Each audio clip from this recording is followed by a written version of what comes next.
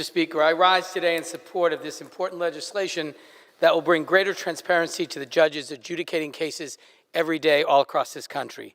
Most high-level government officials in all three branches of government, including federal justices and judges, must file annual financial disclosure reports. For members of Congress, as well as the President, Vice President, and other executive branch officials, these disclosures are readily available and searchable online. This makes the information easy for the American people to obtain, and this tool is vital to a transparent government. Federal judges and justices, however, do not have to make their disclosures readily available to the public online. And it often takes the public months to request this information under the current disclosure system.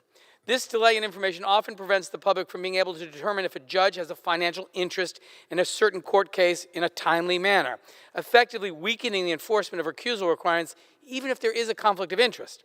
I'm sure many or most judges willingly recuse themselves from cases in which they have an interest, but a Wall Street Journal investigation found that this is not always the case. That investigation found that since 2010, more than 130 federal judges have not recused themselves in nearly 700 cases where they or a family member had a financial interest, an unacceptable breach of the public's trust. For example, in one case, a judge denied a class action motion against Microsoft, which he held stock in, potentially saving the company more than $45 million. These kinds of conflicts must be transparent.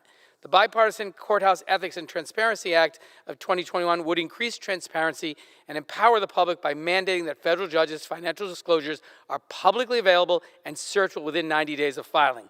This will allow the public to access these disclosure forms more easily, providing the information we need to ensure fair proceedings and necessary recusals. I thank Congresswoman Ross for introducing this extremely important legislation and thank her for her leadership. I also want to thank Chairman Nadler, Representative Johnson, and Representatives Roy and Issa for taking a lead on this important bill and urge my colleagues to support it. And with that, I thank the gentleman for yielding and yield back the balance of my time.